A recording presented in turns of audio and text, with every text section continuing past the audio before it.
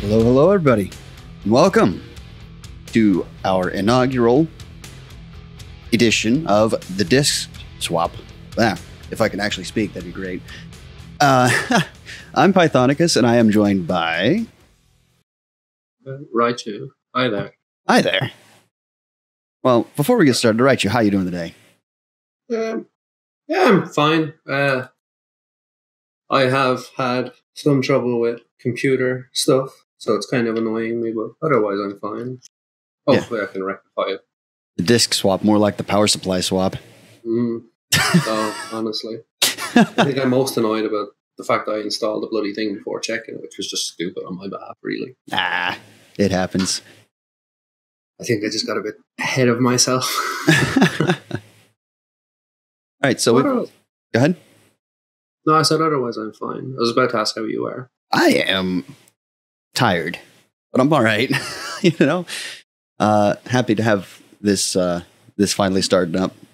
It's been something that we've been kind of tossing the idea around a few times now, but we haven't really had any real way of making it come to fruition up until now. But yeah, we've there's a lot of ideas we come up with that just sometimes sit stagnant for one reason or another. This was unfortunately one of them, but it's okay. We're here now. The secrets of the staff channels in the Discord. I swear. Just no such thing. Actually, since you've mentioned staff, I guess it's important to mention we do have new staff. Oh yes, new contestants. New blood to join the ranks of the Patriots. In the form of, let's check again, D. Limes, who has destroyed the MGS2 board.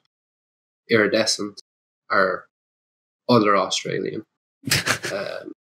Iceman, who's pretty new to the Discord, but as I understand it, is not new to Metal Gear Speedrun whatsoever. And Red, French guy who's definitely not new to MGSR. He's been around a long time. Probably one of the more senior members of staff altogether. So it's pretty nice to have some new people to help us with stuff like this. Yeah, and speaking of Arweed, he's been like you said, he's been around a hot minute. In fact, for I believe it was the AGDQ run that Tyler did for MGS2, Arweed was actually commentating the French restream for it too.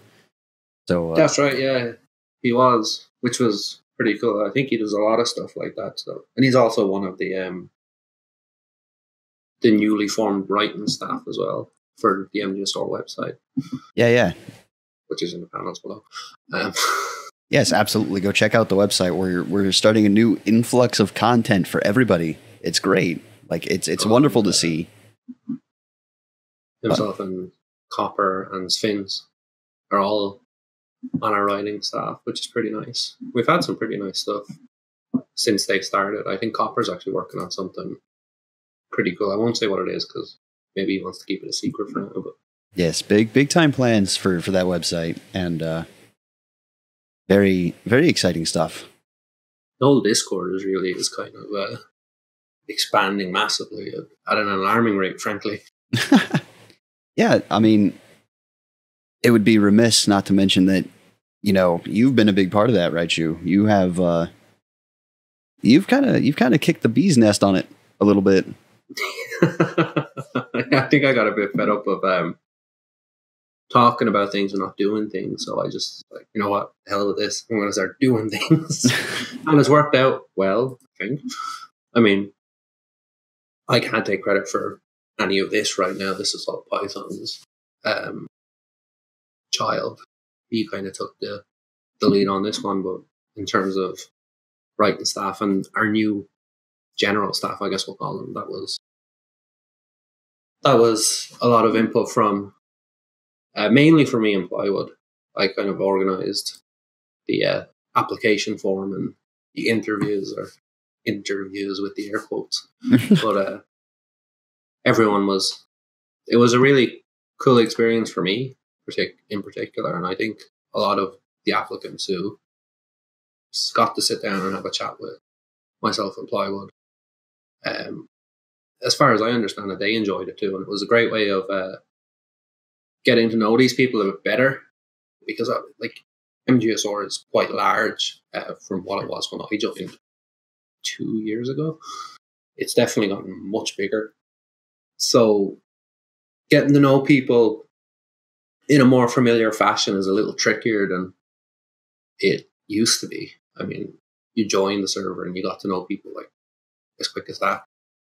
But I mean, I've talked a lot with Limes and Iridescence, but Iceman and Red I have rarely ever spoken to. And I mean, it was a great way of really getting to know them and getting to know how they felt about the community. I mean, I had a bit of pause with Iceman because he's quite new, but I mean, speaking to him for 2 minutes and you could just tell that he really wanted to help as much as he could.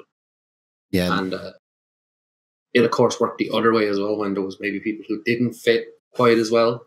It just helped me to understand, because it's very hard to get a feel for someone on a Google form, you know? Yeah, absolutely. So things are working. The MGSR Discord's coming along very nice, and the website as well.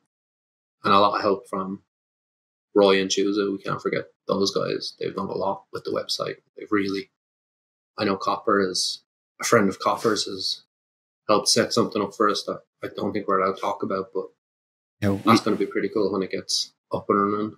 Yeah, we're not going to unveil anything that's still currently in the works, but suffice it to say that we do have some fairly nice things happening that will hopefully make MGSR.com a pretty decent hub if you're interested in the Metal Gear speedrunning scene.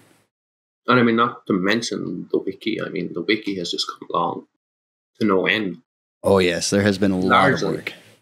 Largely in part due to the staff and some members of the overall community. Most notably, I know Plywood has worked a lot on the Ghost Babel and the MGS1 pages, and we'll talk about Ghost Babel in a little while. MGS2 with yourself, Tyler, and I. MGS3 was largely me. And of course, I've had help with Mini, and I have done some work with MGS3 that, again, we'll go into shortly. Well, go ahead. Yeah, no, I was just more or less going to finish up and say, like the website, Discord, the wiki, we've come a long way in a short space of time. It's actually, frankly, incredible. It's alarming in some respects, but it's very nice to see, because, and now we have, as I say, 4 new staff members to help us out. With Red being a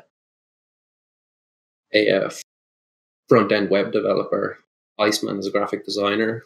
Those are assets to making the website a better place for everyone. And then we have Limes and Iridescence to help out with planning for marathons and whatever else we might do in the future, some tournaments and stuff like that.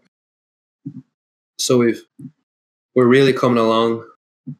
Things are coming along at a smashing pace, frankly, and I'm very excited personally. Yeah, it's great. Of course, you say we've done a lot of work, and there's still a lot of work ahead of us, but it is definitely coming along, and it's great to see. Oh, it's lovely, frankly. So it really is. You did mention MGS3, and yes, that is. I honestly couldn't imagine a better segue into the next topic. You and Minnie, over the last, let's say, month and a half or so. I don't know how long exactly it's been going back, but since after GDQ. Okay, yeah. So you guys have started to try and breathe new life into MGS3 by actually coming together and starting to form up a route for the normal difficulty. Mm. So, like, my question is, how does that stack up against the pre-existing European Extreme route? Well, the funny thing about MGS3, it differs from pretty much all the other games that I've had much experience with, which would be, I've had limited experience with 4, but the majority of my experience comes from MGS1 and 3. And with the exception of MGS2, kind of, the route doesn't change that much based on difficulty. The only change is tend to be kind of little things like boss health, guard vision, stuff like that. But MGS3 is a strange one where for so long, Euro Extreme was the fastest way to play the game. End of story. Because no one really... A bit of history with Metal Gear speedrun in general was people speedrun Euro Extreme. That was it. You played on the hardest difficulty and you did it the fastest. That was how it was. It was quite recently, frankly, that people have actually kind of looked into other difficulties. I mean, with MGS4, it was Kaz and Sergeant Silent who kind of decided to do some non-the boss extreme stuff. And MGS3, the route doesn't change drastically insofar as how you get to places and where you go. But there are differences in how you can handle bosses and stuff like that. I mean, on Euro Extreme, depending on how familiar you are with MGS3, we have like the lab, the Granny Gorky lab, and it's more of a multi-segment strat on Euro Extreme, not to where a scientist disguise. But on normal, you can do that in a single segment run. It's a little tricky to get used to, but it's completely viable single segment. Whereas on Euro Extreme, that is not the case. And that saves quite a bit of time over menu and stuff, because obviously you have to pause, go into your camouflage, change into a scientist disguise, leave that, and then do that again on your way out. Routing MGS3 on normal was hard because we didn't have a lot to go on. The best we had to work with was a really old run from Metallica Snake, who I don't think he speedruns the game anymore. So that was like the foundation. So we kind of had this little foundation that we built upon, and we're trying to make this better. But there's also challenges, such as a lot of the fast stuff you do on your Extreme is possible because of how the guards can hear and see Snake. And removing that slightly from the equation does make things a little tricky. Routing, figuring stuff out was quite fun, I must admit. And it did breathe some new life into the game. And I mean, we've seen an influx of a couple of runners, 4 or 5 new people pick up the game since. And I've never seen, in my time in MGS4, I've never seen the MGS3 channel so busy, Yeah. You might get 1 or 2 people on occasion say anything. And I mean, this was largely spearheaded by Mini. It was an idea he had that he wanted to beat Metallica Snake on PS2 on normal. And I like, for whatever reason, I could never figure out why, but I quite enjoy segmented play. So loading up a save, trying to figure out interesting or fast ways through it. So this was like my calling card. The idea of doing this, I mean, there was at one point Mini came in the hangar where you plant the seed tree. He was trying to figure out a way through it. No problems. I spent almost an hour trying to figure something out and getting more and more excited every time I found something. So it was a lot of fun to do with Mini. And I know I haven't ran normal in quite a while. I mean, I think I did 3 runs and got a 126, which is respectable for MGS3. I mean, when you look at the world record being a 119, but I think my very first run on normal was like just under 2 hours. So with enough practice and enough, I mean, obviously if more people pick it up, we might find new stuff. I think the biggest pain was the Ocelot unit, and that's the one that just drives everybody wrong. I know Mini, it breaks his heart. It's so weird. Like, the fight is just incredibly strange. Yeah. But there's nice stuff like for the end, you can loop him in one cycle so he doesn't get up and run away on you. And it's a fun, I think it's a fun difficulty to run. I think everyone should run it at least once. At least once. But yeah, it's important to note how steeped in difficulty the routing has to be. Like, I know from my experience with MGS2 that things that work on European Extreme are specifically meant because, as you said, the guards react the way they do. Whereas, yeah, exactly. And it can be tricky to break yourself of those habits, and the fact that there is now an existing route for normal for MGS3 is pretty exciting. So it is because I know a lot of people look at the board and they see all the runs being in one, like all together, regardless of whether you run very easy, you run your extreme, you run normal, hard, whatever. And that's largely because there was never a good enough reason to separate them, because most people ran on Euro Extreme. So why, like as Minnie explained it, he didn't want to have like 5 or 6 of these subcategories just empty. There was no point. But MGS3 is a pretty tricky run to pick up on Euro Extreme. I know Strafe might say, and I think he did say in the chat, MGS3 is easy. Okay, if you say so. It is easy enough once you get used to it, but I mean, we can say that about anything. But it kind of goes into if you go to a board and you kind of see all UEX runs, you might be a bit afraid to pick it up. It's like, I'm not running Euro Extreme. And if there's no runs you can look at on the difficulty you feel like learning, it does turn you off. Like, for most people, I mean, there are obviously some people who, as in, like, we'll say Sergeant's Island, the aforementioned, and Kaz, they didn't care that there was no liquid easy runs on MGS4, but they still did them. They were like, well, if no one else is doing it, I'm going to do it. Not everybody has the wherewithal to pioneer a difficulty like Minnie did with normal, Right. I mean, I talked a long time about running normal, but I never did it.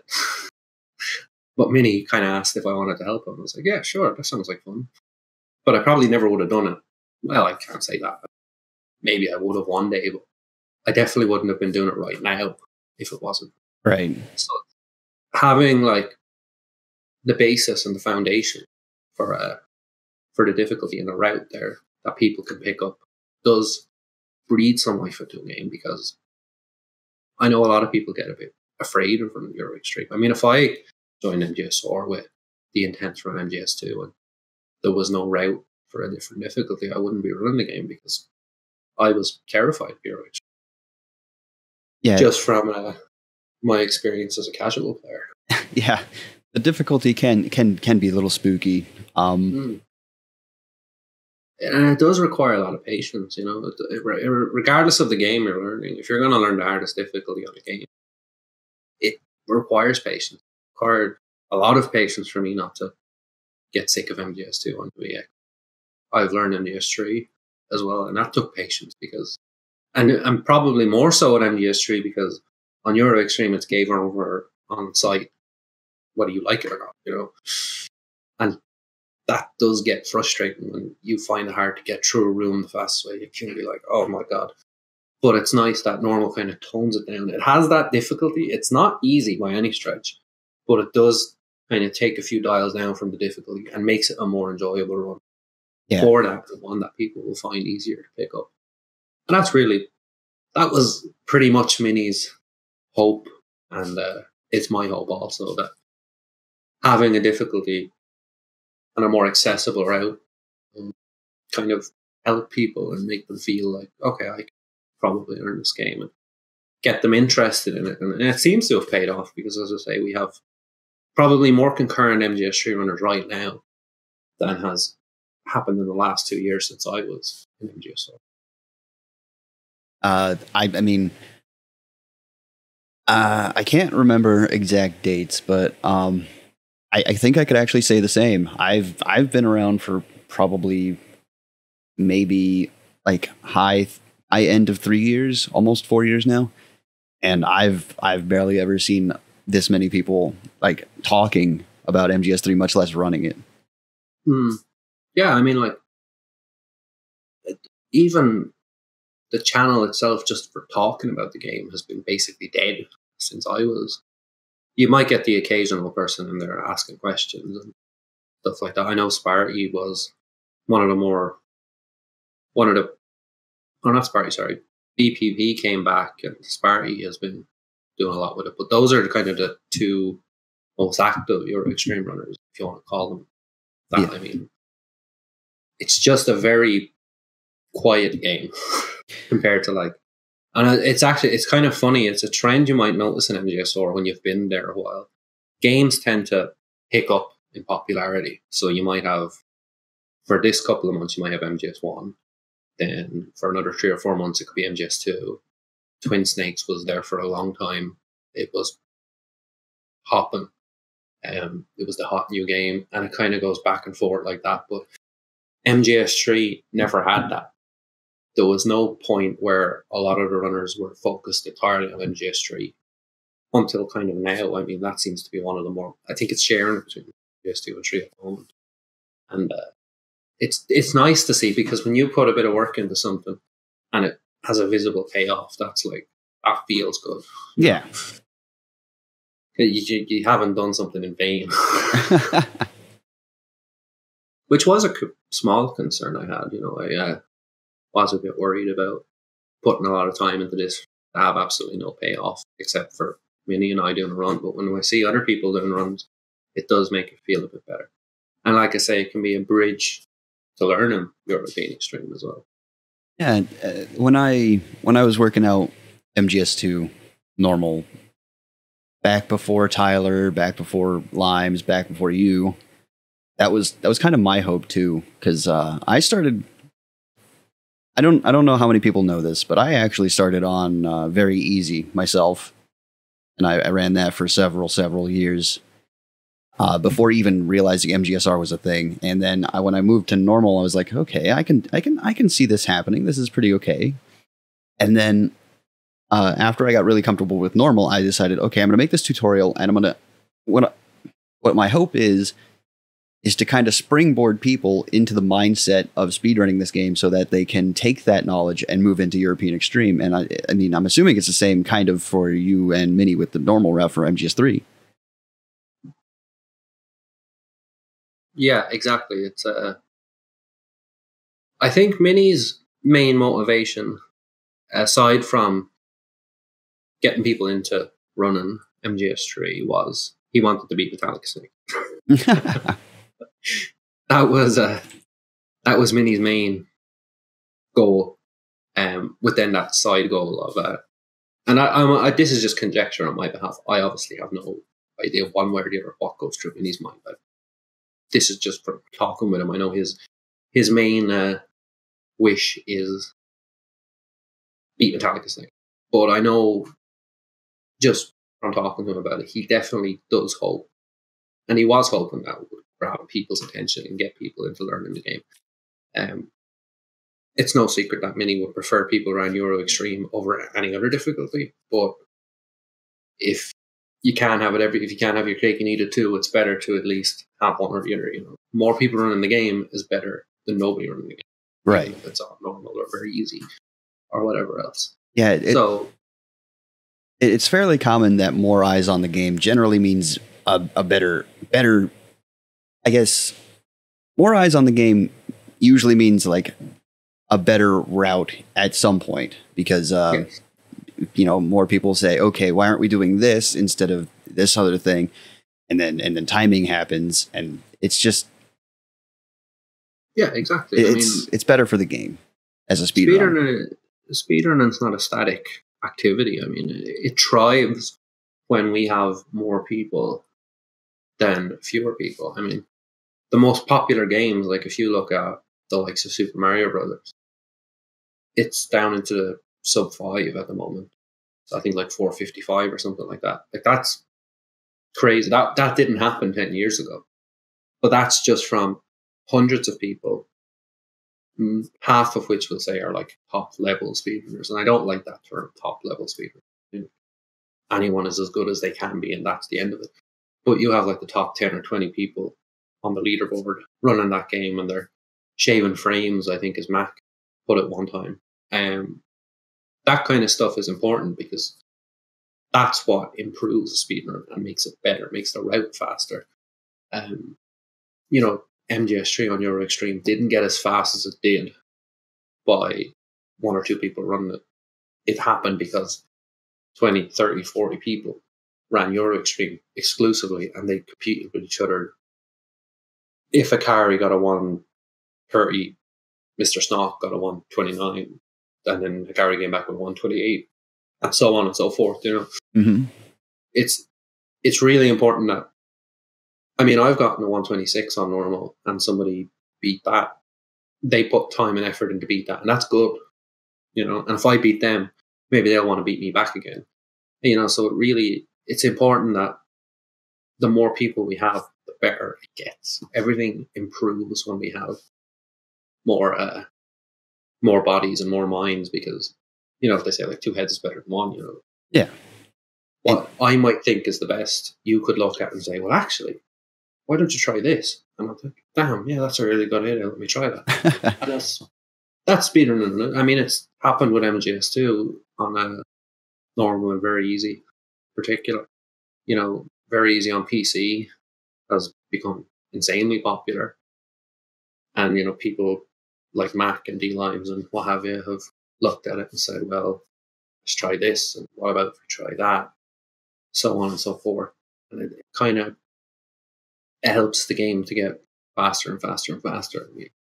The PC world record on very easy went from 120-ish or so, and we're down to like 103 something. It's and that's 17 minutes in a year or so. Like, it's crazy. That's nutty.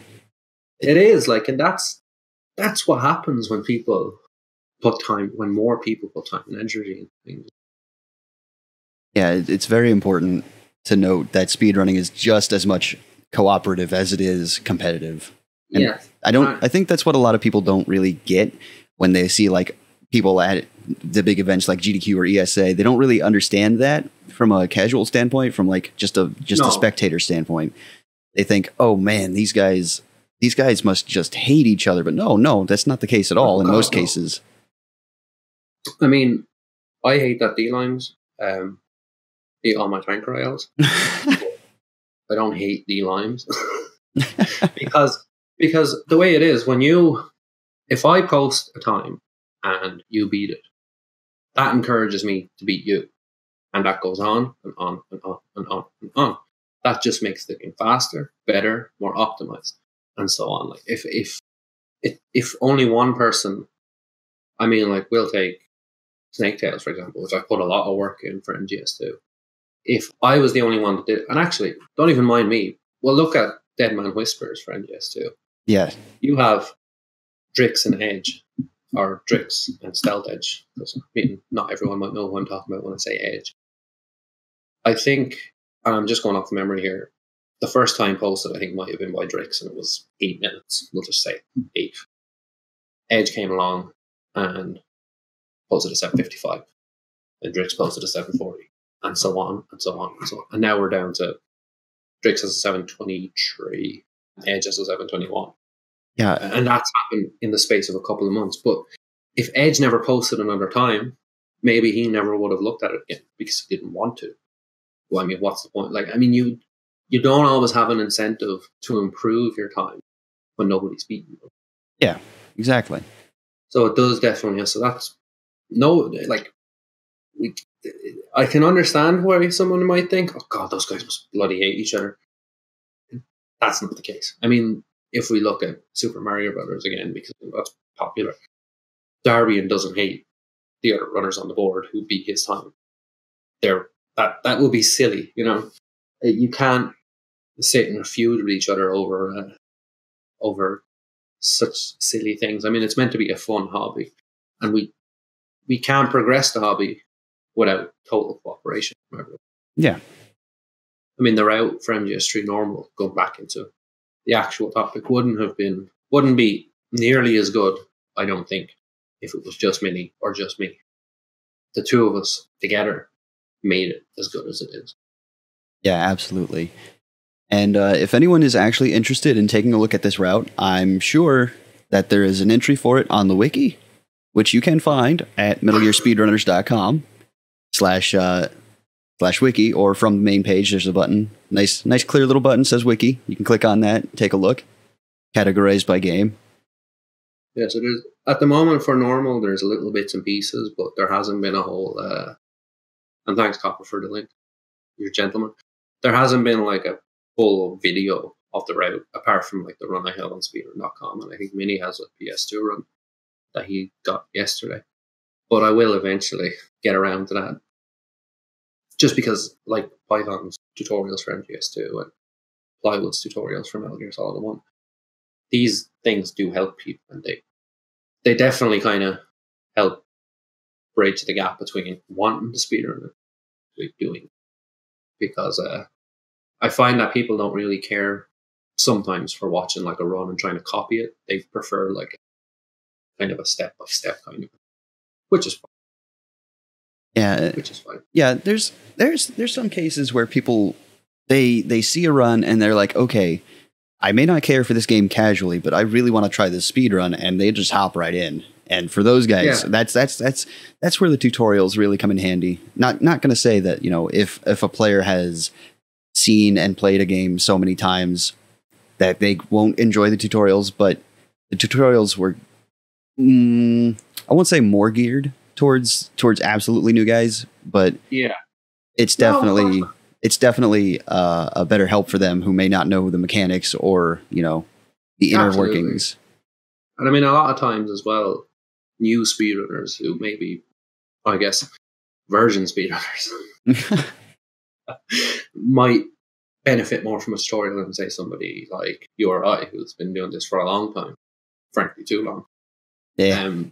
It might be easier for it'd be easier for me to pick up MGS4 than if I'd never played or if I'd never speedrun a game before, because different games are, of course, obviously always different, but the core like speedrun skill is interchangeable between different games, assuming that game is in the same genre. I mean, obviously, like if I've got extensive experience speedrunning, I don't know, Battlefield 3 or something, that experience won't translate terribly well into MGS because it's like totally different things. Like, you know, and it's the same. I mean, if I run a lot of Metal Gear, I won't instantly be really good at Oblivion or Skyrim or something. You know, it does, as long as you're within that specific genre. I mean, I find picking up Metal Gear runs pretty easy for the most part once I have a familiar once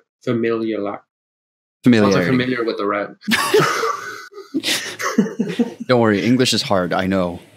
It is. Some words I just can't say them. I don't know why. Yeah, so as long as you're like, you've got some level of knowledge about about like the general speedrunning core, picking them up should be easier. But if you're new, tutorials do help, and it's just the thing is, tutorials are all of work. Unless you want to half-ass it, but a half-ass tutorial leads to a half-ass runner. So yeah, because I know a lot of people come in and they ask for things like, tutorial for X and Y game. It's like, sorry, no, because there's a lot of work and a lot of people just don't have time to put into it, you know.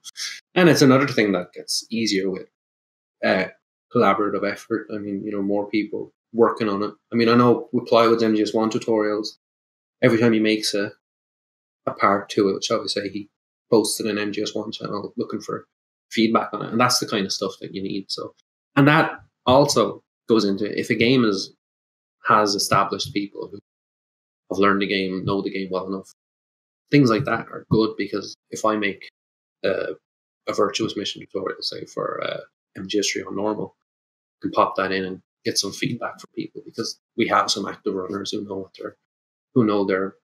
what they're saying and what they're talking about. I mean, it's good. You know, I can say to Minnie, hey Minnie, you've run normal. What do you think of this? And, you know, and vice versa. So it's nice.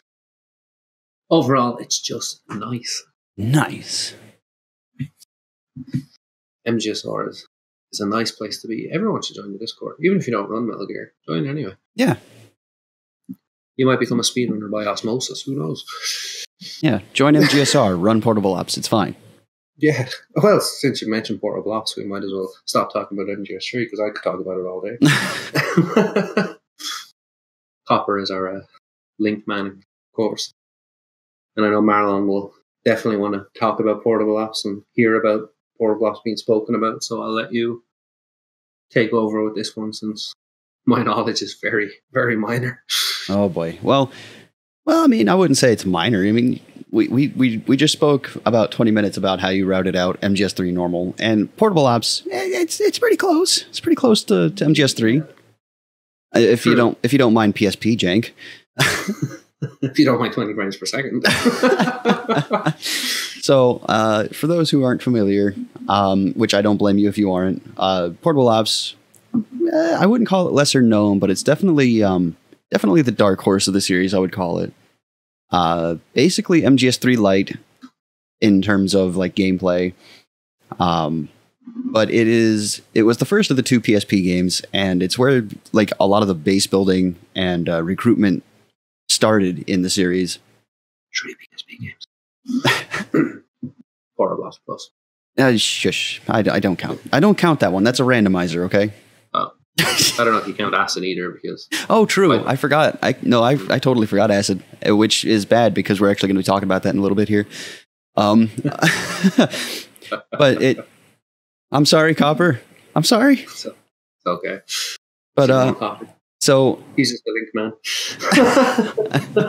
So Portable Ops had a bit of an established new game route that again was a collaborative effort with Mini Omega King, who, I mean, if you don't know Mini already, he's everywhere in MGSR. He loves the series. If you don't know Mini, what are you doing? Honestly. But yeah, Mini, Marlon, who's in chat right now, Royal Suit Alice, who I believe might have changed their name online. I'm not sure.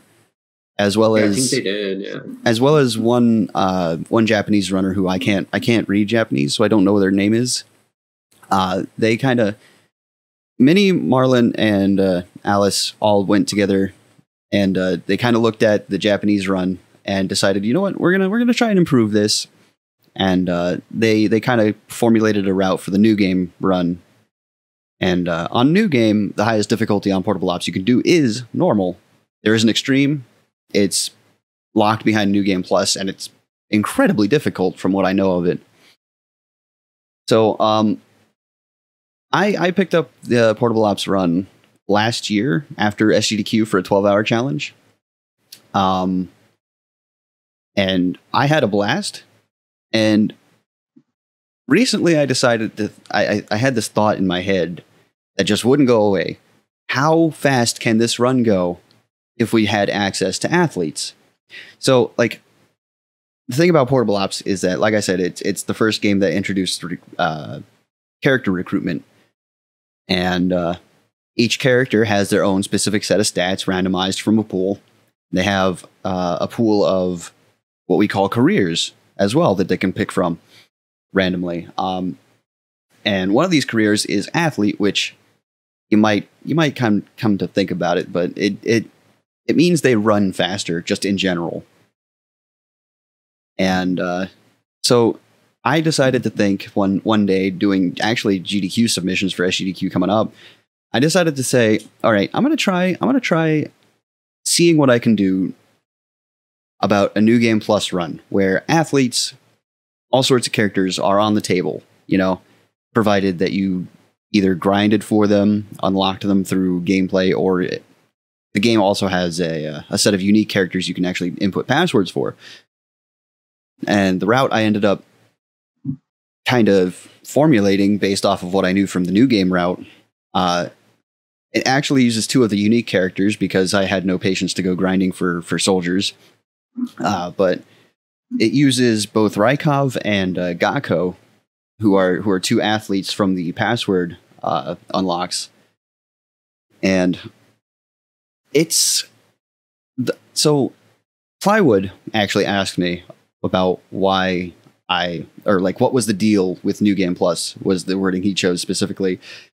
And I told him... and I told him, so basically New Game Plus takes the really, really good parts of the new game route and adds more, in my opinion, because a lot of portable ops and a lot of Metal Gear Solid in general is really, really cycle based. If you are off cycle, you'll know immediately because things aren't where they need to be for you to go as fast as possible. Things tend to go bad. Yeah, things tend to go really bad. So, like, the main challenge of coming up with the New Game Plus route was kind of figuring out what the cycles were.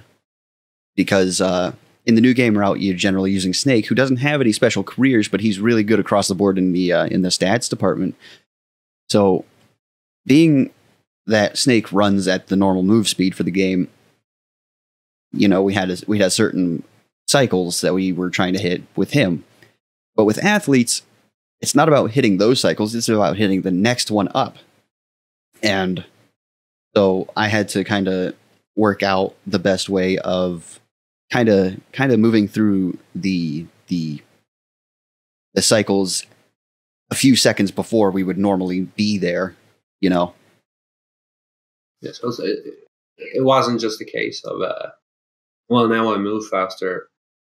Ipso facto, the game is now going to be faster. There's a whole new level of stuff to get used to when you kind of introduce an athlete to run an MGS portable.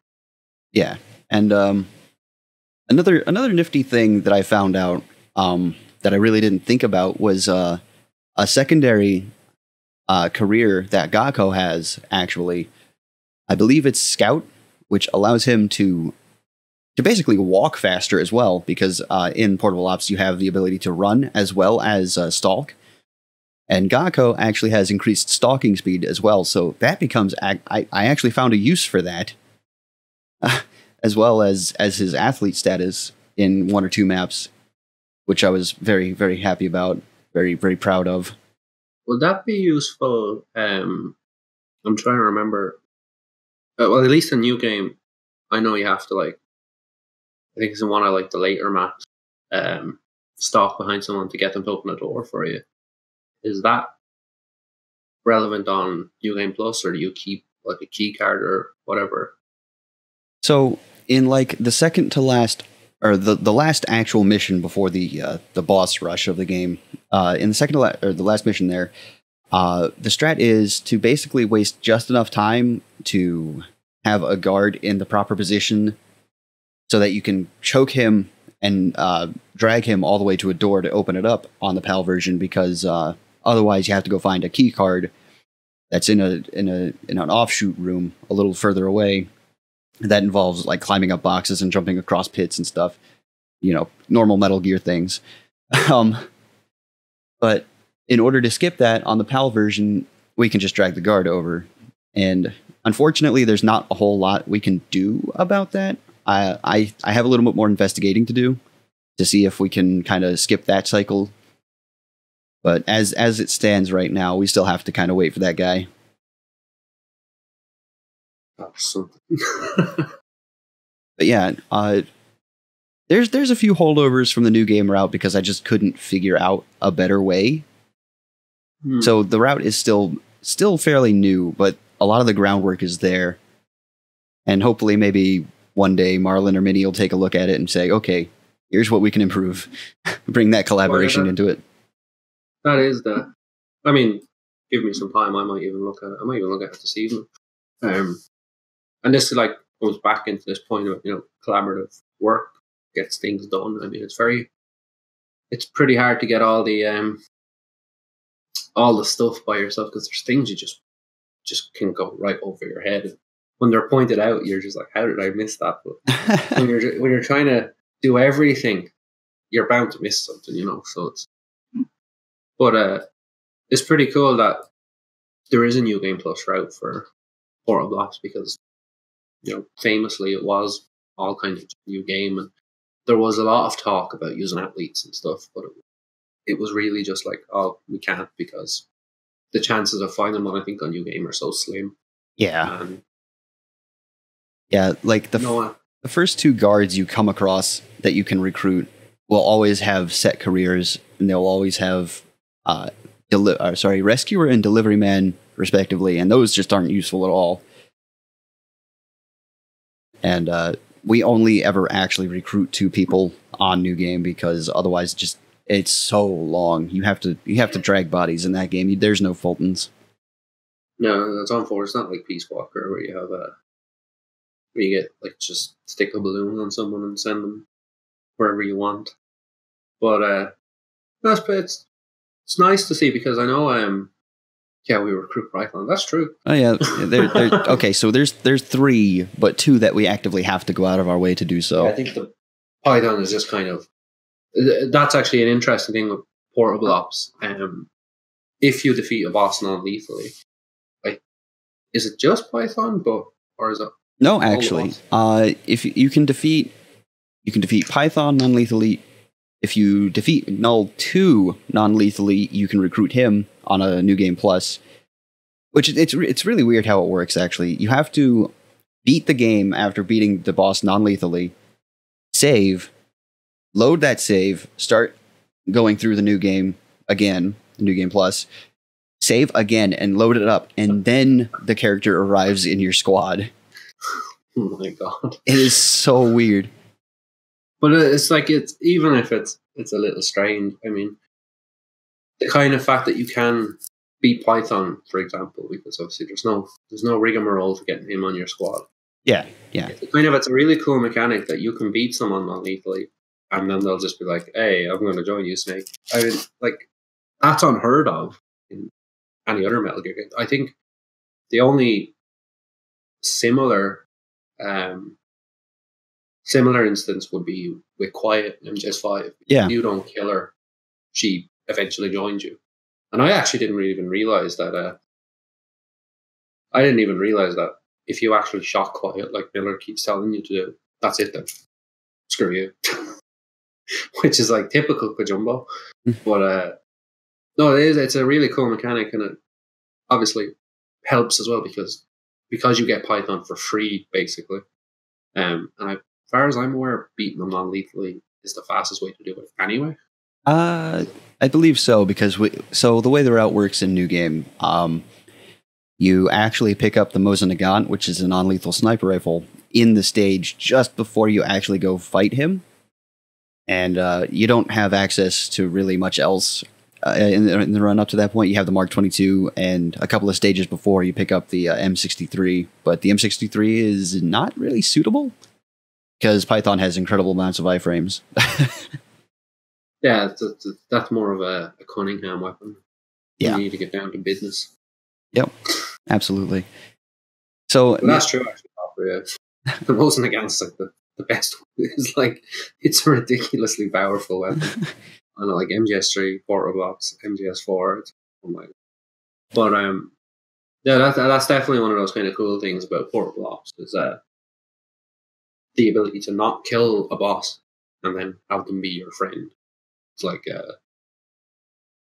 like oh, I guess because you didn't kill me, you and I can be the best of friends, and it obviously saves time in having to recruit another soldier because you do need Python for like spy units and stuff. Oh yes, and that's one of those. That's probably the biggest RNG element to portable ops is the damn spy reports. Which is also somewhat improved in New Game Plus, by the way. Oh my god. Yes. Oh my god. In New Game Plus, like I said, on New Game Plus, like I said, you have access to all these characters that you can either unlock through gameplay or through passwords. And 2 of these characters are really, really excellent spies, as it turns out. Oh my god. And having those 2 spies is much, much better than just having 2 random schmucks off the maps. Yeah, well, of course, because I mean, it wasn't that long ago. I think it was maybe a month ago. I was like, I'm going to do a portable ops run for fun. But every instance where I needed a spy report, they didn't come in until I used all 3 weights, started a mission, came back to the briefing menu. I think it's like 3 or 4 spy reports every single time. Yeah. Every single time. And on emulator, that wastes 10 seconds real time every time you have to enter and exit. And I mean, if you're doing that in a run, like, that's heartbreaking. Oh yeah. Just There's nothing worse in any speedrun than losing it to something you can't help. When you screw something up, it's like, that's that's on me. I messed up a boss, or I messed up a route, room, or movement. I mean, yes and no, because there's also PSP jank to keep in mind. Some of the bosses are made infinitely more difficult because you are on PSP controls, and I hate the bosses. I'd rather do the raised blindfold on your extreme than do some of the bosses in Portable Ops, I swear. Oh my god. And Peace Walker, for that matter. Like, oh jeez. Peace Walker is improved in that sense, like in terms of movement and control, but like some of the bosses are still horrible people. Right? Yeah, so in terms of like ease of access, I don't think New Game Plus is really that easy to get into. There's a lot more. You have to keep a lot more things in mind. It does go a good chunk faster. I think I haven't been able to manage it just yet, but I think 39-minute at the very least, a 39-minute IGT is possible. But yeah, there's a lot of things to keep track of, like the advanced cycles. You have to do basically, you have to front load your menuing on New Game Plus because you have to A, set up your squads, and B, you have to set up each character with specific things, like specific items. Like you need 2 cardboard boxes, you need the most of the gun, you need the RPG, you need 2 Mark 22s, you need TNT, and you have to know where they are in the menu. And like depending on like save to save, that stuff changes. So like it's a lot to get into, a lot of things to think about. So maybe not like a good starter run. For that, I would absolutely suggest like Portable Ops New Game instead. Yeah, you should probably. I think it's a good baseline to learn on New Game before you kind of look into New Game Plus. It's a little different to maybe MGS2 or whatever else, where like New Game Plus is like basically essential. And I'd probably say the same thing for MGS3. You should probably learn a New Game before New Game Plus, but you don't really want to get used to these sort of advanced movements and stuff, and then have that taken away from you if you decide to run a New Game. Yeah. And as well as I imagine like different soldiers have different health values and stuff to Snake as well, which can probably screw you a little bit, and you don't want to rely on those kinds of things. Well, okay. But, so the way that works is that your soldiers start out with a ridiculously small health pool, but the more you use them, the more you put them in missions, the more they have. Which is actually a good point, because Snake, by the end of a New Game run, has tons of health. He is essentially a tank. And so, like, it's kind of funny, but the route, the way it is now, actually uses Snake for the last 2 bosses because he is such a tank. But otherwise, we just ignore Snake entirely. Yeah. But and I mean, like, especially Gene. I mean, Gene is a nightmare. And if on New Game Plus you can make that fight easier, then that's wonderful, frankly, because anyone who's run Portable Ops can attest. I haven't even run it that much, and I can tell you, Gene is horrible. Gene is a pain of RNG, and the worst thing is he can crash your bloody emulator as well. Well, no, not anymore. Thankfully, not anymore. They fixed that. That's yeah, fun. The later emulator versions, thankfully, will fix that. Yeah, like Marlon said, we don't talk about Gene. Still mention his name. He's not a nice person. He's a bad man. So, but yeah, I mean, a lot of exciting stuff happened with Portable Ops. Really, it's nice because it was definitely one of the quieter games. I mean, let's be fair, it still is, but I can understand why. But between you, Minnie, and Marlon, it's getting better every day, I mean, even the New Game route was improved when you joined in and you found stuff, and I think I found like one thing that was nice. Yeah, I mean, in my short stay, which I will go back to eventually. I mean, granted, the things I found for New Game are things like, oh, I accidentally warped against the door, and oh, I'm lazy. I don't want to. I don't want to plant TNT on this thing's legs. Oh, yeah, like that 0.5 second time save, which is very nice. But even that is still, if you found like 10.5 second time saves, you have a couple of seconds saved. So it's, all these little things are worth it. I know some people laugh and like, 5.5 seconds, but it is important. Yeah, it's always important. It's useful. It's useful.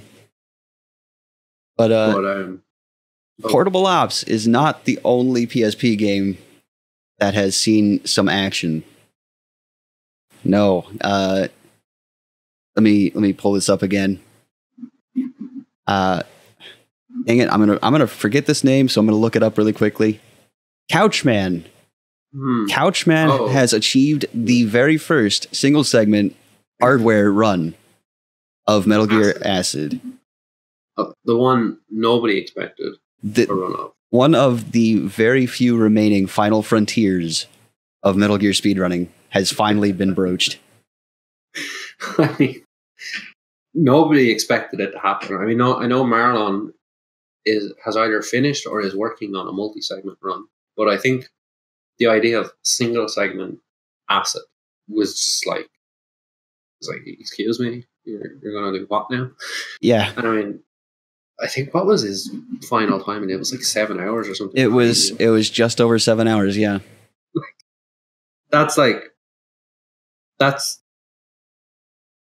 crazy. I want to say I think he's crazy for doing it, but it's like, what? And I think even better, he did it on a PSP. He didn't even use like a PSTV. I don't know if you can use PSTV because it's, as far as I know, it's a physical only release. Well, there's ways. Well, yes, there are ways. There are ways. You are right. But 7 hours. 7 hours of a card game. Or was it Casino Coin? Or was it Couchman? Let me see here. No, it was Couchman. It was Couchman. Pretty sure. Well, they're the same person, actually, now that I'm thinking about it. Oh. Okay. Couchman is Casino Coin. That's confusing. And I'm just looking through the channel here, the Acid channel, and his video is 7.9 gigabytes. So yeah, my God, and he has actually made some notes as well, which is really cool. Yeah, and not only that, but our resident Copper Tank has been routing out New Game Plus, Metal Gear Acid. That's true. Yes. So I mean, Mr. this game is becoming a sleeper hit in the community, and it's kind of both funny and awe-inspiring at the same time. Yeah, so his I just checked his bot, and his final time was 7:01:44 RTA. That's I mean, I can't say much. I haven't played the game, but that's still rather impressive. Like it is 6.5 hour IGT, so yeah, I guess loads don't get counted or something. I'm not sure, but I mean, frankly, I'm still shook that somebody did it, because it's been talked about a couple of times. No doubt. To actually do it is like, oh my God. Yeah, I couldn't believe it when I seen it. It's incredible. It really is. Well, that's the only word for it. I mean, I actually, like, I have no words for the fact that somebody did it. Somebody actually didn't just talk about it, and they did it. I mean, I know Marlon, as I said, I can't remember, and I'm sorry, Marlon, I don't know if you're working on or have done a New Game Plus run, but I'm not a New Game Plus, sorry, a multi-segment, but damn, 7 hours. Whoa. I'm trying to think of something to say about it, but it's just like, it's crazy. I was almost thought he was joking when I found out that he did, but no, it's real. This is real life. So Marlon's, he's working on it still. That's he wants his perfect RNG, and of course, with any card game, there is RNG elements, so that just kind of makes the whole thing a lot more painful, especially when you go into a single segment. I mean, in multi-segment, it's much nicer because if you get bad RNG or whatever, fine, just scrap that, start again. But Marlon just needs to believe in the heart of the cards. It's fine. yeah, it's like, come on, Marlon. What are you doing? Get a grip, dude. I mean, come on, Marlon. I mean, a single segment was finished for your multi-segment. Going on, dude. and of course, not to detract from the glory of a Metal Gear Acid speedrun, but portable Metal Gear has seen a huge renaissance this year. It has, yeah. Between stuff that we won't say now, we'll talk about it in a little bit with you and Minnie. With a certain PSP game, portable Ops, the New Game Plus, Acid, Copper Fountain Acid, New Game Plus. We have a single segment Acid run. I mean, there's also Ghost Babel stuff if we kind of count portable Metal Gear. Oh yes. Oh yes. And we'll go into that shortly. But just in general, like the portable games they've blown up out of nowhere, really. And it's Ghost Babel VR, absolutely. The Ghost Babel VR scene is crazy at the moment. With some of the runners, with Philosopher, most notably. Philosopher, Plywood, Van Humans, and a couple of other guys whose names I can't remember. Sorry, there's just so many of you. Yeah, so just in general, like the portable MG scene is crazy, and it's nice though. It's nice because it gives a bit of something different than the usual stuff, you know. The mainline titles, I guess you could call them, quote unquote. Yeah.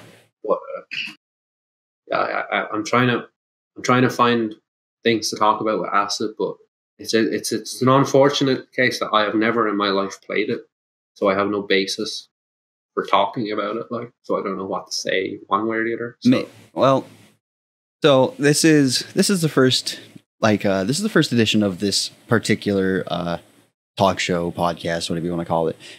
But in the future, if you guys like what you're listening to, what you're seeing, maybe in the future we'll continue this, and we will have some guests who have more knowledge on the topics that we're talking about than we do.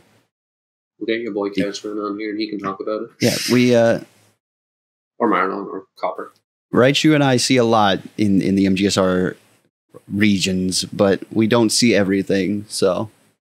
No, I mean, it's a lot different from just observing that someone's done what we thought impossible, and then actually having the knowledge to talk about it. I just don't want to start saying things that I think are true, because they turn out to be nonsense. But I mean, if Copper or Marlon or whatever, maybe in the next fortnight, if this goes into episode 2, could you imagine such a thing?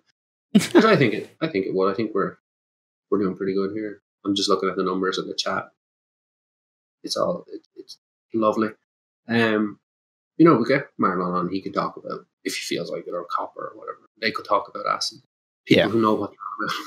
Because we don't want to be talking about things that we don't know about, I guess, you know, because that's just nonsense. Yeah. But, like the goal of this particular episode is pretty much to introduce you guys to the idea, to kind of touch on some of the points that we've seen over the last 2 or 3 months. I mean, as I said yesterday after Apache's fabulous MGS2 run, this is definitely new for MGSR. This is not the regularly scheduled programming that we're used to. We're not speedrunning here. I mean, you know, there's no world records being set here. We're not showing anything fancy off. This is just, it's a nice way of rounding up everything that's gone on in the last while. I mean, we're 3 months into 2019 and so much has happened already. You know, it's frankly incredible. Like, we have huge advancements with Ghost Babel, which we'll go into shortly. We have a single segment Acid run. We're going to have a new game Acid run from Copper soon. We have MGS1 tutorials, a new MGS3 route. It's like, whoa. Yeah, the community has seen a lot in just the last 3 months. I mean, staff. We would be remiss not to mention the 3, count them, 1, 2, 3 runs we had featured up on the HDQ stage between, of course, I mean, Tyler's MGS2 run and then Erafrum's MGNES run, and Mini closing it out with a fantastic Big Boss MG2 run. And I think actually that's the most consecutive runs in one AGDQ or SGDQ. Yeah, I believe so. I think that's the most MGS game that we've seen at one of the events. Yeah, because Jag and Plywood were the previous 2 years. Jag was a year or two before that, and then Slade 1 or 2 years. He did 2 different. I think he did a GDQ and an SGDQ. But we went from 1 to 2, and now we had 3. Yeah. 1, 2, 3. You know, that's like wow. You know, and actually fun, and even it wasn't just the first time we've had 3 Metal Gear runs. I think it's the first time for Metal Gear NES and Metal Gear 2 to have been featured at GDQ. I think Poochie Darcy ran Metal Gear 1 on the MSX, but I don't think MG2 has ever been ran before.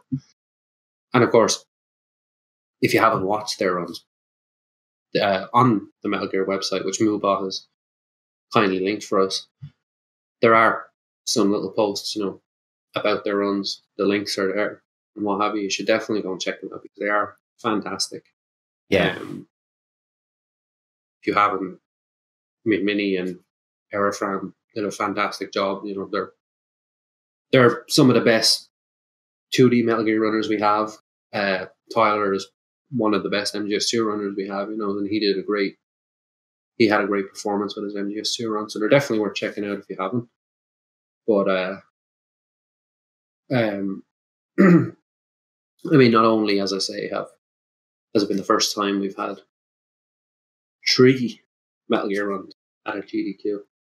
There's also some brand new 2D runs that we've had before. Yeah. Which is also exciting. And I mean, Airframe was kind of very new to the community as well, so it was really nice to get someone quite new to the community out on the GDQ stage and representing the MGSR community. So it's always nice to have things like that. Oh yes, of course. And there's still some untapped ground for MGS. So I think we can expect some pretty good things in the upcoming few years for MGSR and GDQ. But we'll talk a little bit more about that later.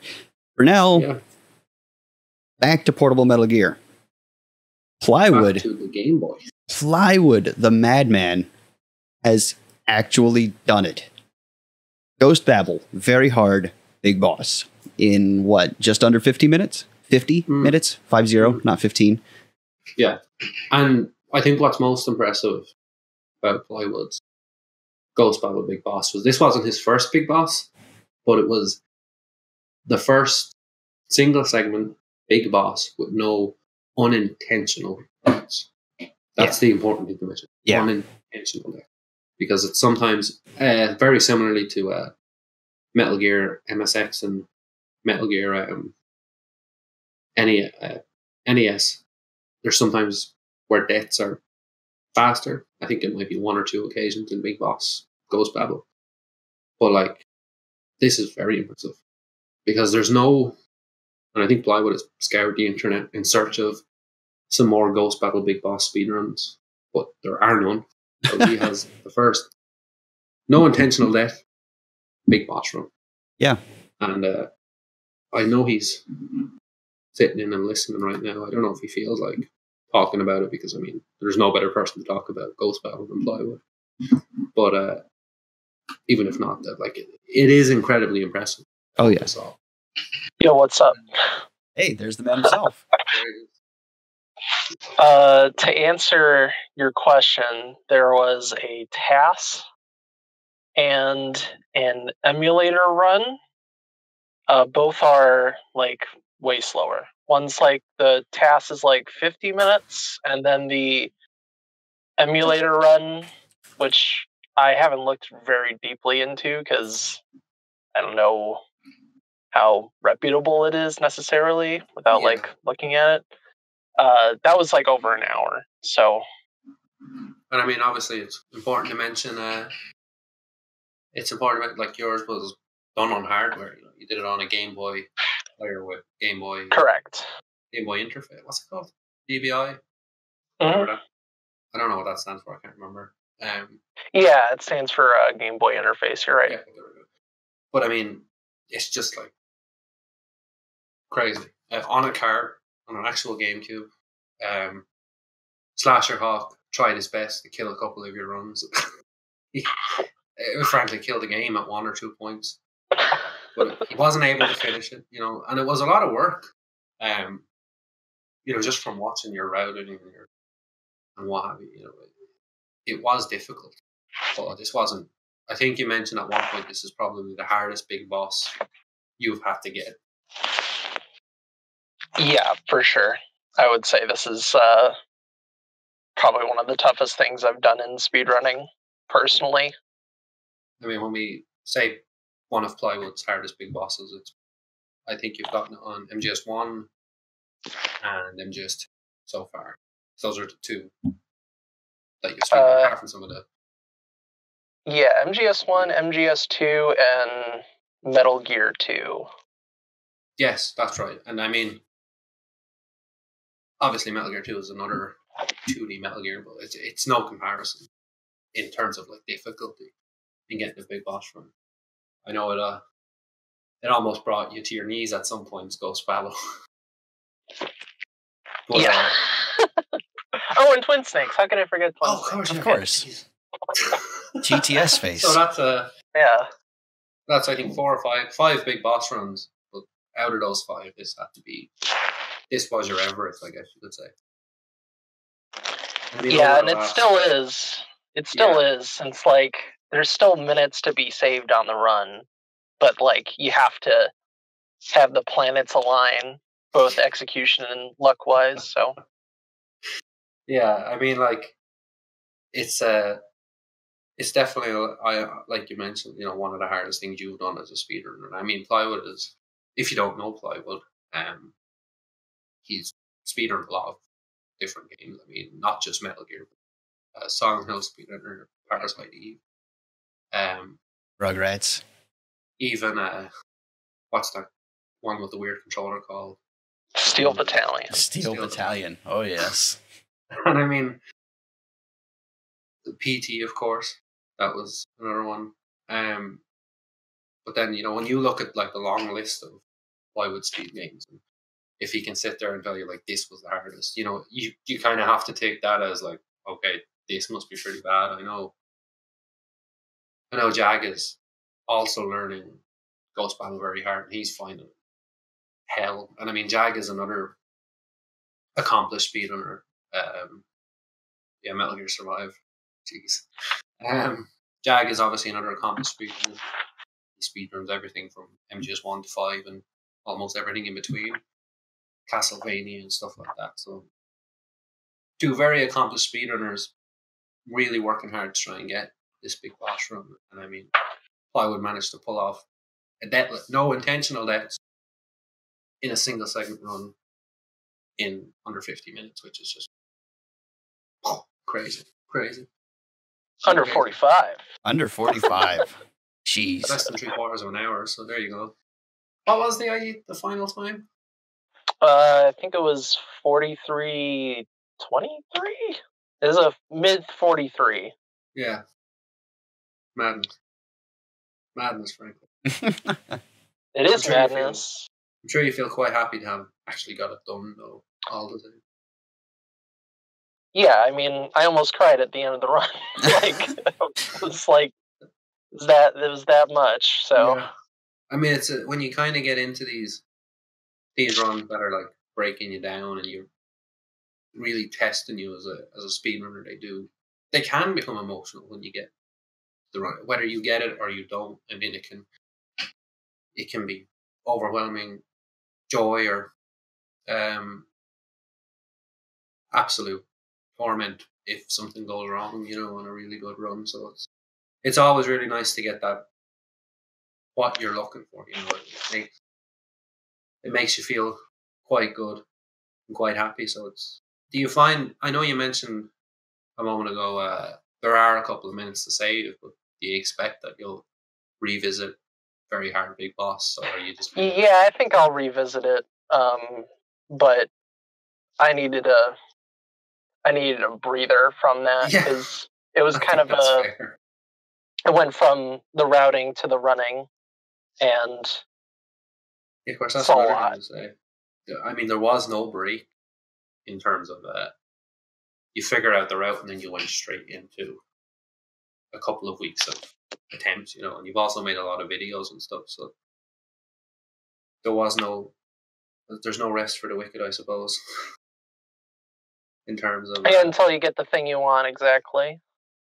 Yeah, because I think, like you'd said a couple of times in your streams, you felt like you needed to take some time, but you're also too worried to take time away because it might diminish you might start to develop rust, because with speedrunning you can develop rust so fast, it's unbelievable. And with a run as challenging as Big Boss Ghost Babel, that's not something you want. When it's all fresh in your mind is really the best time, even if it is slightly killing you a little bit.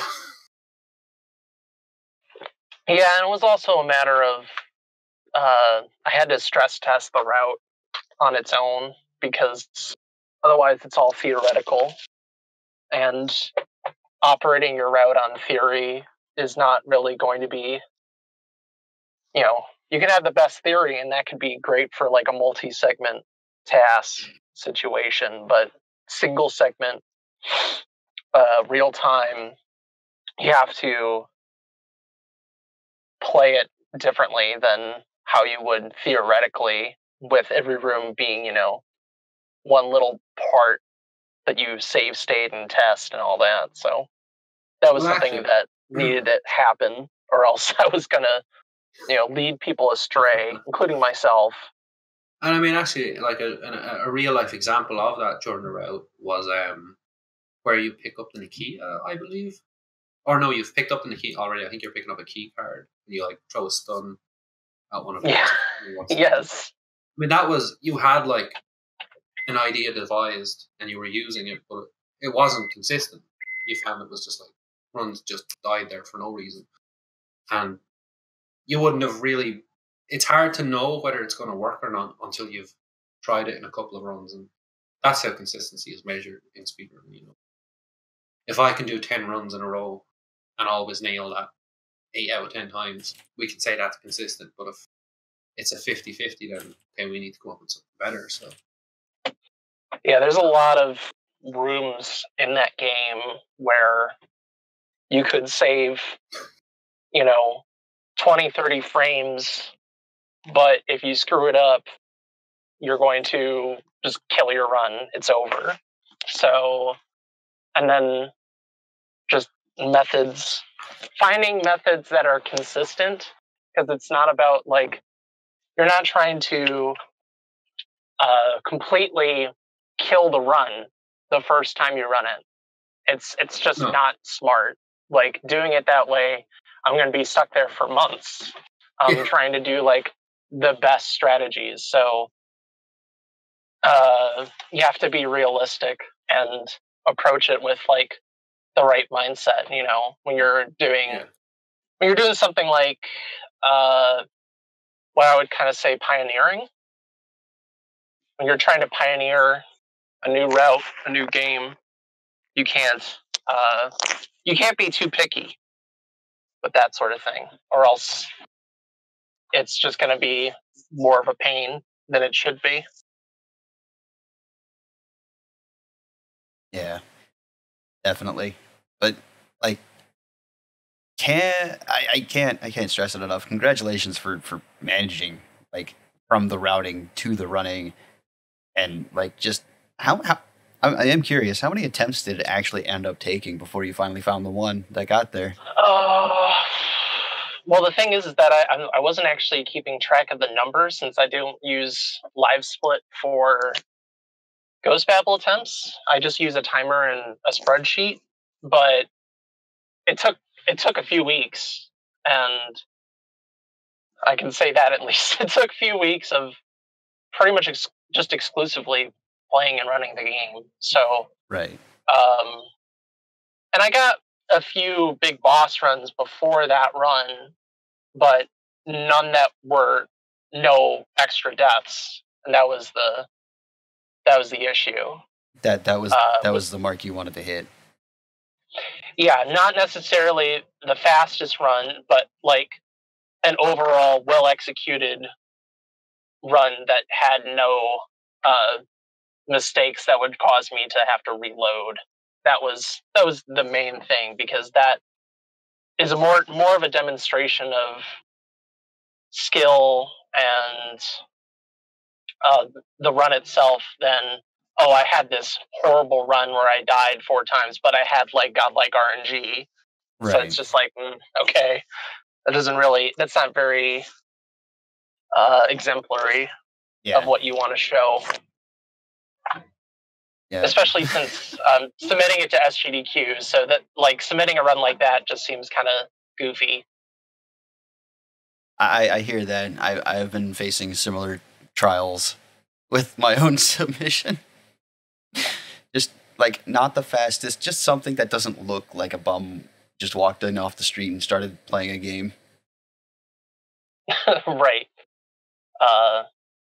And just with the nature of how Big Boss works,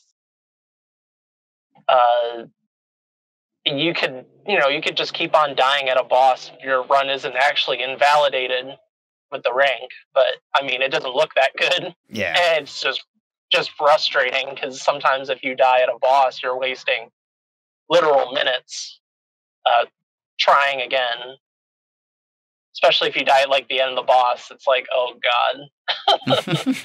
Especially Metal Gear. Metal Gear is like the worst, because you'll die probably at the very end of the fight, and then you have to do the whole stage all over again. Oh man. And I remember tuning in at one point, and Gander was just impossibly long strides down that highway.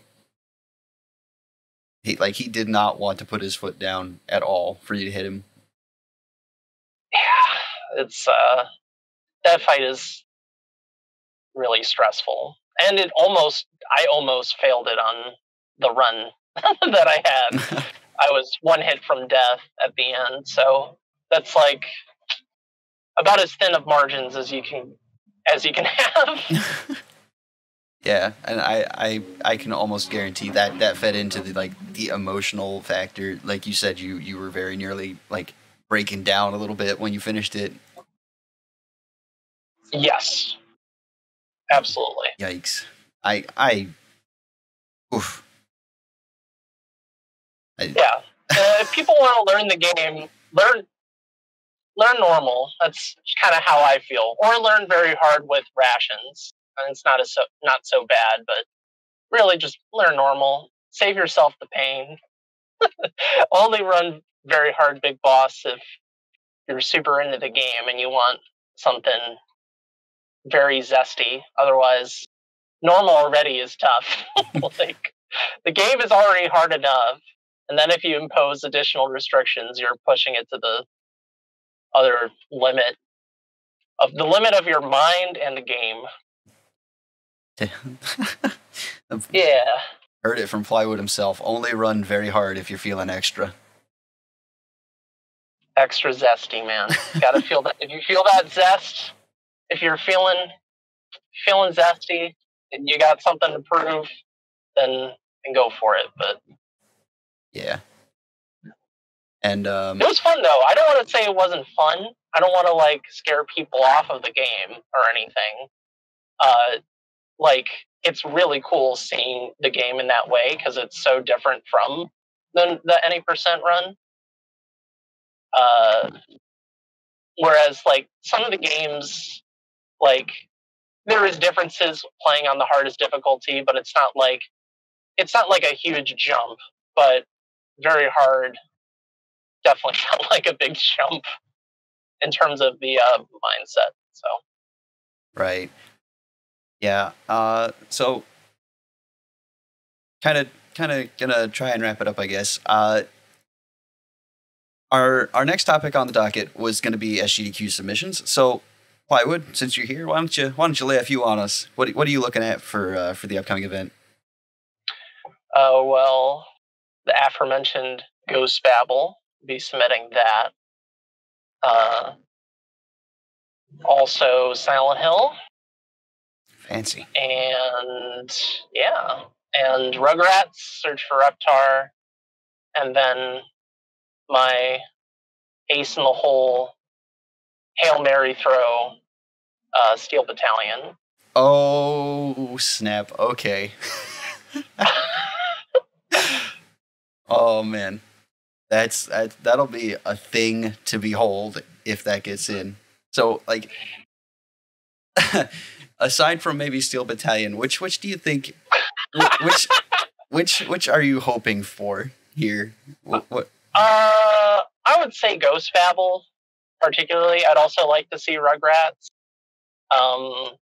but mostly Ghost Babel, since like we need to see the completion of all the 2D games at GDQ.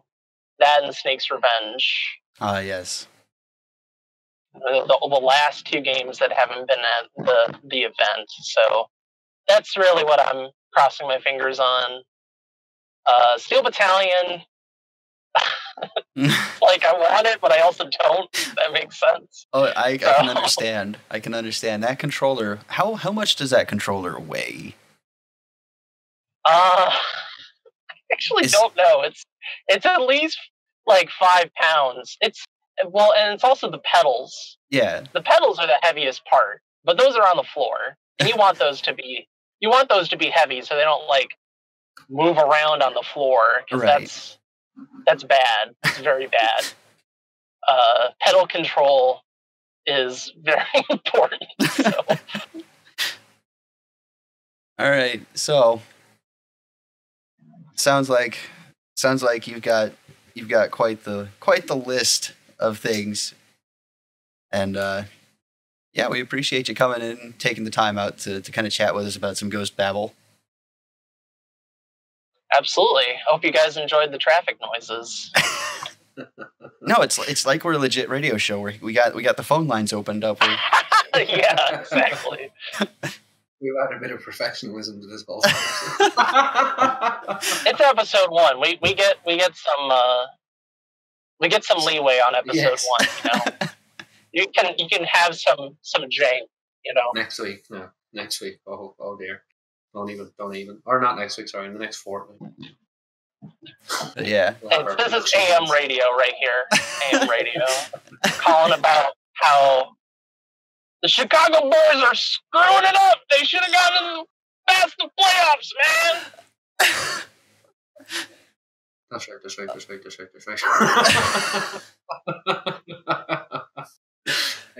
very much, Will. You're very good. Yeah, thank you. Thank you very much. Yeah, man. Cheers. It wasn't a farce like when we tried to talk about us. So yeah, excuse me, I'm still dying a little bit. That's allowed. So we heard Plywood's take on his SGDQ submissions, and currently the community has only got one up on the page as of yet. There might be some that are not quite visible yet, but Metal Glenn solid, submitting MGS 1, any percent, PC. My God. Yeah, that was showcased by Plywood showcased the Big Boss run at I believe it was AGDQ last year. Yes, because SGDQ was Wednesday. Yeah, and so we got that. We have actually not only did he feature at AGDQ, it was also the Harvey Relief Marathon. Oh yes, AGDQ, HRDQ, whatever the hell that's called. I think it was HRDQ. Yeah. So that was very nice. We got 2 for 1 Plywood, 2 events, same game, fabulous. Yeah. But, are you planning to submit to GDQ? Actually, I know you are. I absolutely am working on something. So I have a few tricks up my sleeve. I'm of course submitting Portable Ops. I'm gonna submit both New Game and New Game Plus, so long as the New Game Plus route decides to work for me for once. And Minnie and I, we've actually been putting some work in to 2-player co-op first ending Peace Walker. So two games that have not yet been seen at GDQ, Peace Walker and Portable Ops, and on top of Plywood's Ghost Babel makes 3. So yeah, I mean, it's exciting stuff. I can't wait to. Peace Walker's a fantastic run, and the co-op run is just something special. Frankly, it's hilarity. It is absolute memery, but it's so good. Yeah, I mean, not too long ago, Python, Minnie, Edge, and I did a max player co-op run, and it's frankly to this day the best speedrun I've ever done in my life. Due in part to Edge. I mean, we're all very dissatisfied with both of you because you didn't record your end of the conversation. Yeah, well, what Python's referring to is the way we worked it was you can't bring more than 2 people into like the missions. It's only on boss fights you can have 4 players. So we separated for the individual levels, and then when it came to bosses, we all joined together. And there was memes for the levels, and there was memes for the bosses. The most notable meme for the bosses was, I think it was for the tank. Mm-hmm. Minnie said, "Okay, let's try not to blow each other up." Immediately followed by Python Red blowing each other up. Yeah, so like at the beginning of the tank fight, you're all kind of clustered together, and then you kind of have to try and spread out and then take shots as you can. I had a perfectly clear shot at this tank, and Edge decides he's going to walk right in front of it after I've launched the rocket, and then there's 2 of us on the ground. And that's basically that's the amusing part of co-op Peace Walker, because you have to kind of have your senses about what everyone is doing, and we're all trying to work together. And in fairness, it was our first time ever doing anything like this, so it was quite fun. And I know Python and Edge did some ILs together, mainly the torture mission, and they kind of they worked on that down to the bone. It was quite interesting. Yeah. But there was quite a few interesting sound bites from Edge, most notably somebody mentioned his name and he was like, "What?" Like, he is so dissatisfied. If you've tuned in to Plywood's stream, I'm pretty sure he has it as one of his split sounds. And one of the best conversations between Edge and I that came out of the whole thing was, I think it was before one of the missions. So Edge didn't know the route, basically. So he was using Villas's first ending notes. And he was basically thinking out loud, and he was talking about what he was reading and what have you. And one of the items in Peace Walker that recovered your psych, or psych is effectively stamina. Yes, Edge, it is. Is the mate T, and that recovers your psyche. And Edge, when he mentioned, okay, so T, and then he went on to mention he wanted to reskin the tortilla chips as scones. Very English. It wasn't scones, it's scones. And that was in reference to Major Zero talking about tea and scones, like IT in England. But I was like losing my mind here. Like, I didn't know what. I was like, "What are you talking about, Edge?" And it was right at that point when Minnie and Python joined in for a boss fight, and it's just me losing my mind, Edge confused. And these 2 are like, "What's going on?" And I'm trying to explain while losing my reason. What's just happening here? As he's just out of nowhere, just like, "I want to reskin it as tea and scones." I'm just like, "What are you talking about?" It was probably the greatest moment in the whole run, and I am really annoyed that I wasn't recording Discord at that point, because neither of us were bothered to set up mics for OBS and stuff. So we were talking to each other, but no one could hear it. And I'm really sad I didn't have my desktop audio on, because would have been brilliant. I think Edge actually asked, like, did we want to use mic? I was like, well, I'm not going to set up a mic in OBS. And I don't think Edge felt like setting up his mic either. So we both kind of agreed with each other. We'll just forget the whole thing. But it's a real shame that we hadn't.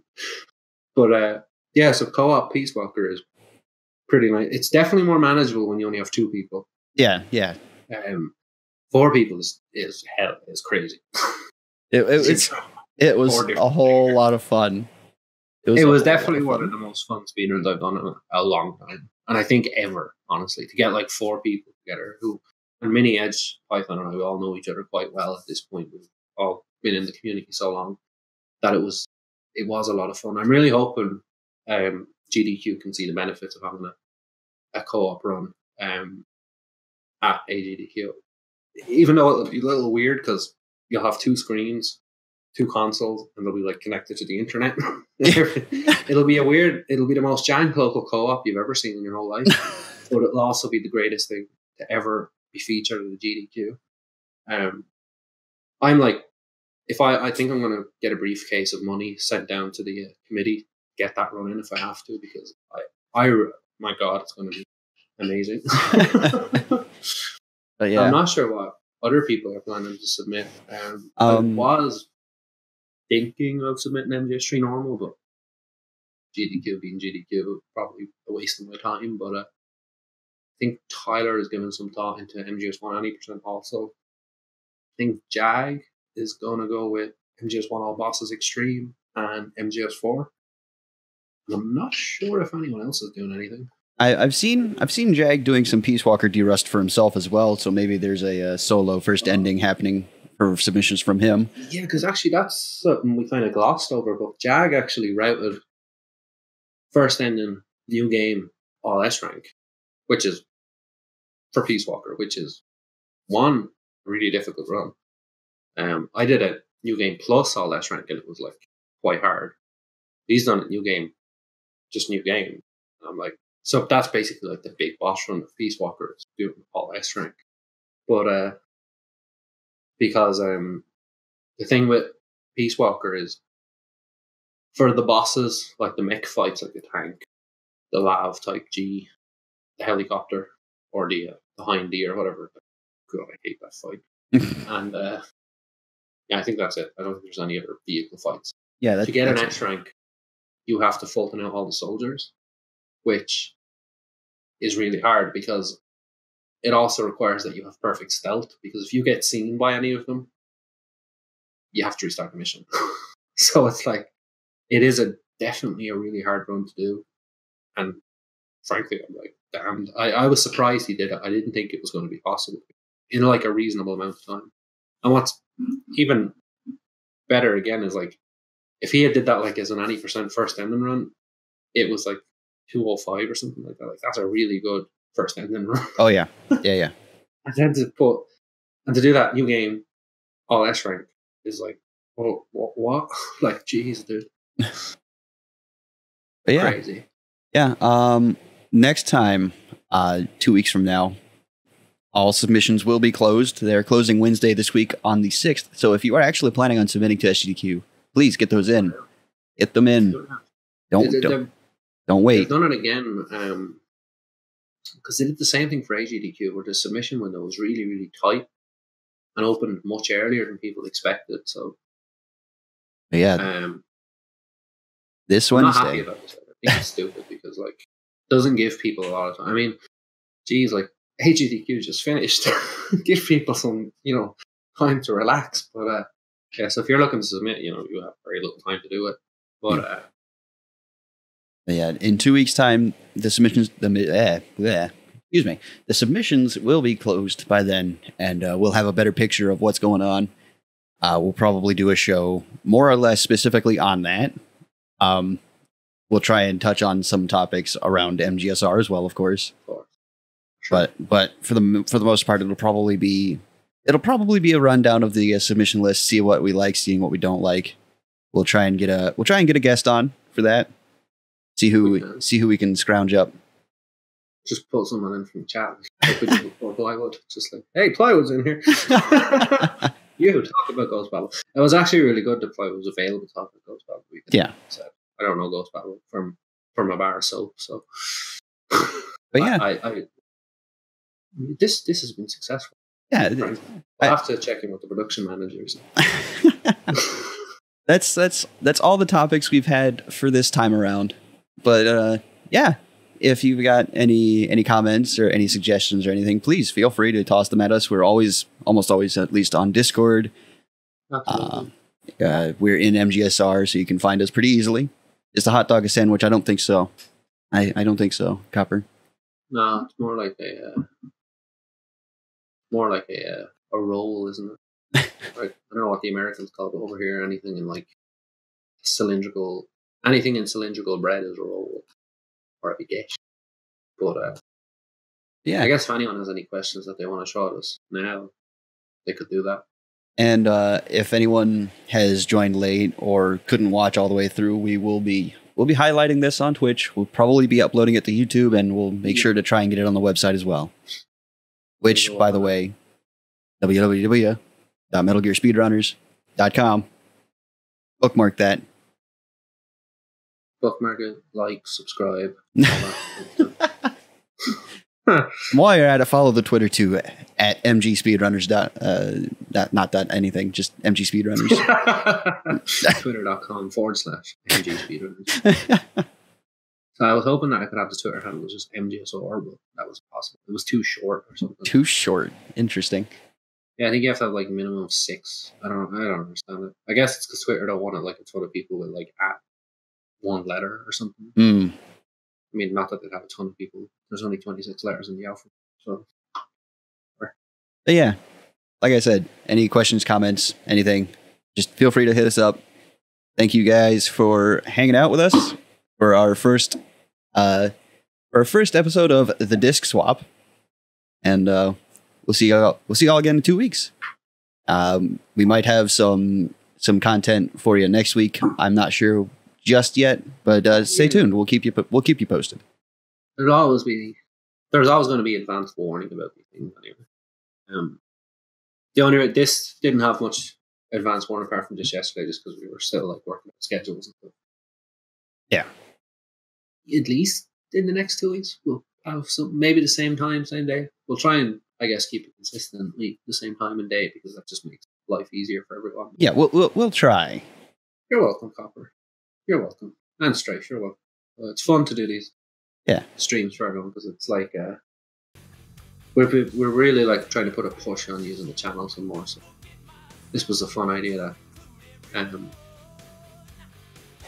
yeah, that's it from us. Thank you guys again, and we'll catch you next time.